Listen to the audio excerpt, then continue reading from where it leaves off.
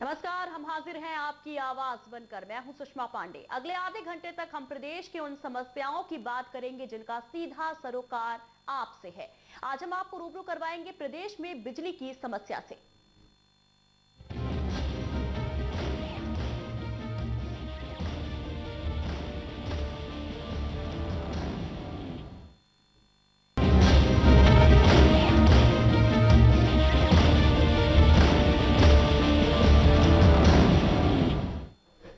Break के बाद एक बार फिर से आप सभी का स्वागत है हमारे खास प्रोग्राम आपकी आवाज में। अब बात करते हैं रतिया की।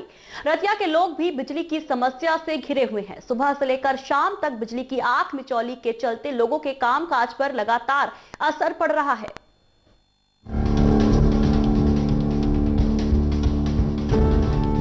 गर्मियां शुरू होने से पहले ही रतिया क्षेत्र में बिजली समस्या से लोग परेशान हैं। सुबह से लेकर शाम तक बिजली की आंख मिचौली जहां लोगों के कार्यों को चौपट करती रहती है, वहीं लोगों को अपने दिनचर्या के कार्य करने के लिए जनरेटर या इन्वर्टर का सहारा लेना पड़ता है। लोगों की शिकायत है ना तो बिजली आने का समय तय है और ना ही जाने का। रतिया में 132 केवी के 3, 33 केवी के 12 सब स्टेशनों पर 8500 के करीब ट्रांसफार्मरों द्वारा बिजली सप्लाई होती है। इन ट्रांसफार्मरों से 7500 के करीब किसान फसलों को पानी लगाते हैं, जिनको सरकार की ओर से 8 घंटे बिजली देने का प्रावधान है। लेकिन अब तक गांव व ढाणियों को 24 घंटे वाली घरेलू बिजली लाइनों से जोड़ा नहीं गया, जिससे गर्मी के मौसम में मच्छर फैलने से मलेरिया जैसी बीमारियों का भी डर किसानों को सताने लगा है।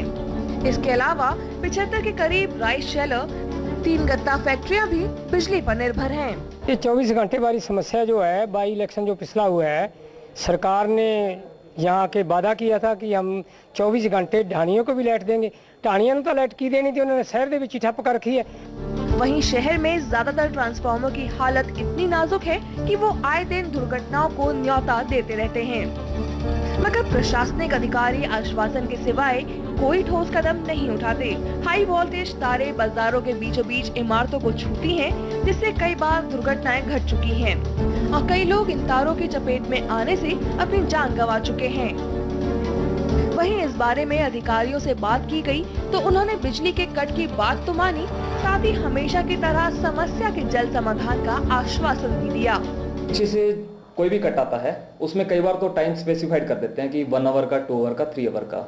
अगर कई बार टिल फर्दर ऑर्डर का आ जाता है, उसमें आपको टाइम स्पेसिफाइड नहीं होता। वो हो सकता है कि 15 मिनट के बाद रिमूव करवा दें, हो सकता है कि वो 1 घंटे बाद रिमूव करवाएं। गर्मियों की महज दस्तक से ही ये हाल है तो मई जून में गर्मियों का क्या हाल होगा, ये ख्याल ही पसीने छोड़ देता है। हरियाणा न्यूज के लिए रतिया से अशोक ग्रोवर की रिपोर्ट। तो आपने देखा रतिया का भी हाल। ज्यादा जानकारी के लिए रुक करते हैं रतिया से हमारे संवाददाता अशोक ग्रोवर की ओर। अशोक, इन इलाकों में कितने समय से बिजली की समस्या है? रतिया सेक्टर में बिजली की समस्या कोई नई समस्या नहीं है। गर्मियां आने से पहले ही सर्दियों में लोगों के इस बात को लेकर पसीने छूटते हैं कि गर्मियों में उन्हें फिर से हाल से बेहाल होना पड़ेगा, क्योंकि गर्मियों के रात के समय में मच्छर फैलता है और मलेरिया का भी काफी डर बना हुआ है। ढाणियों व गांव में जहां 24 घंटे वाली बिजली की तारें अभी तक नहीं बिछी हैं, वहां तो लोगों को और भी परेशानियों का सामना करना पड़ता है। दिसंबर माह में रैली के दौरान मुख्यमंत्री ने घोषणा की थी कि जल्दी ही यहां पर 24 घंटे वाली लाइनें बिछाई जाएंगी, मगर अभी तक उस बारे में कोई भी कार्रवाई शुरू नहीं हुई है। जी अशोक, अगर बात की जाए बिजली कटौती की तो कितने वक्त तक बिजली कटौती रहती है? कितने घंटे बिजली आती है यहाँ पर? जी, बिजली आने जाने का न तो कोई समय है और न ही कोई सीमा। बार बार ट्रिपिंग होती है। गर्मियों में ओवरलोड या पीछे से पावर कट होने से लोगों को परेशानियों से जूझना पड़ता है। उन लोगों की परेशानी और बढ़ जाती है जिनका कारोबार मैकेनिक लाइन से जुड़ा होता है, वह बिजली पर ही निर्भर है। सुबह दिनचर्या काम के लिए आए और शाम को खाली हाथ वापस लौट जाते हैं। परेशानी लोगों को बनी ही रहती है, बार बार ट्रिपिंग के कारण ही। जी अशोक, बिल्कुल परेशान है लोग यहाँ पर बिजली कटौती से। लेकिन अगर बात की जाए हाई टेंशन वायर की, जगह जगह पर तार लटके रहते हैं, इनसे अब तक कितने हादसे हो चुके हैं? रतिया शहर में तारों का तो इतना बुरा हाल है कि इमारतों के बिल्कुल साथ गुजरती हैं और नीचे भी काफी हैं। हालांकि आए दिन कोई ना कोई दुर्घटना घट जाती है। हाई वोल्टेज की तारों को छूने से हाल ही में एक युवक की मौत हुई और 3 दुकानदार इस हाई वोल्टेज की तारों छूने से पहले ही मौत के मुंह में जा सके हैं। रही बात ट्रांसफार्मरों की हालत इतनी दयनीय है कि टोहाना रोड, आजाद मार्केट व मेन बाजार के बीचों बीच सड़क के ट्रांसफार्मर लगे हुए हैं। वह तारे खुली मकड़ी की तरह जाल बिछा हुआ है, जिनसे आए दिन दुर्घटनाएं होती रहती हैं। जी अशोक, को लेकर उच्च अधिकारियों से शिकायत भी की, मगर समस्या जो की तो बनी हुई है। जी अशोक, हादसे होते रहते हैं, लेकिन विभाग क्या कर रहा है बिजली कटौती को लेकर, इन हादसों को रोकने के लेकर क्या कुछ कहना है विभाग की तरफ से अधिकारियों का?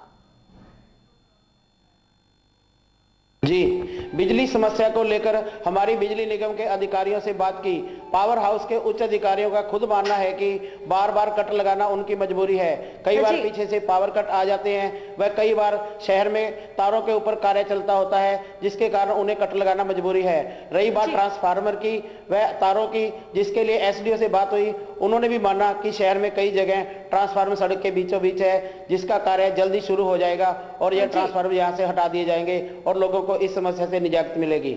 जी बहुत बहुत शुक्रिया अशोक इस तमाम जानकारी के लिए। तो आपको हमने 3 जगह की तस्वीर दिखाई, पानीपत की तस्वीर दिखाई, यमुनानगर की तस्वीर दिखाई, साथ ही रतिया की तस्वीर दिखाई कि किस तरह से बिजली की समस्या बनी हुई है और साथ ही किस तरह से हाई टेंशन वायर लटके हुए जगह जगह पर, जमीन पर ट्रांसफार्मर रखे हुए, जिनसे हादसे अक्सर हुआ करते हैं। लेकिन प्रशासन की तरफ से वही जवाब मिला कि बिजली की कोई समस्या नहीं है, सुचारू रूप से बिजली दी जा रही है। साथ ही हादसों पर कहना है कि जल्द से जल्द इन हादसों पर लगाम लगाया जाएगा, यानी कि पूरी तरह से आश्वासन दिया गया। लेकिन सवाल ये उठता है कि इस बारे में सोचना क्या सिर्फ सरकार का ही काम है? क्या ये समस्याएं सिर्फ सरकार की हैं या प्रशासन की है? क्या आप और हम कुछ नहीं कर सकते हैं?